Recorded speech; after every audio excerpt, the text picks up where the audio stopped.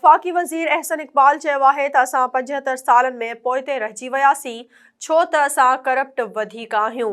उन करे असां तरक़ी न करे सघियासीं छो त नाहिल वधीक आहियूं। लाहौर जी ख़ांगी यूनिवर्सिटी में तक़रीब खे ख़िताब कंदे वफ़ाक़ी वज़ीर अहसन इक़बाल चयो त असांजो रुॻो हिकु मसइलो आहे ऐं उहो आहे सियासी अदम इस्तेहकाम। असां वटि पॉलिसियुनि जो तसलसल नाहे। हुन चयो त ॿिया मुल्क असां खां अॻिते निकिरी विया आहिनि। बांग्लादेश, इंडोनेशिया ऐं मलेशिया उन जा मिसाल आहिनि। क़ौम ऐं नौजवाननि खे अपील कयूं था त इख़्तिलाफ़ राय रखो पर नफ़रत खे जनम न ॾियो। वफ़ाक़ी वज़ीर चयो त असां इख़्तिलाफ़ राय खे नफ़रत में तब्दील करे छॾियो आहे। समाज खे डीपोलराइज़्ड करणो पवंदो जॾहिं त इस्तेहकाम जी सख़्त ज़रूरत आहे। हुन चयो त सोचणो पवंदो त नफ़रत सां मुआशिरा नथा हली सघनि।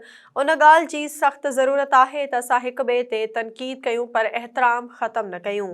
वफ़ाक़ी वज़ीर चयो त असांखे हिन नौजवान नस्ल खे सुठो मुस्तक़बिल ॾियारण तरफ़ वधिणो आहे। हिकु वक़्तु हो जॾहिं पाकिस्तान मथे वञी रहियो हो पर पोइ उहो रस्तो बार बार बंदि कयो वियो। हुन चयो त असां तरक़ी खे रस्ते में रोकियो जॾहिं त बांग्लादेश ऐं भारत ईअं न कयो। अञा बि वक़्तु आहे त सियासतदान गॾिजी वेही अक़लमंदी सां पार्लियामेंट में फ़ैसिला कनि।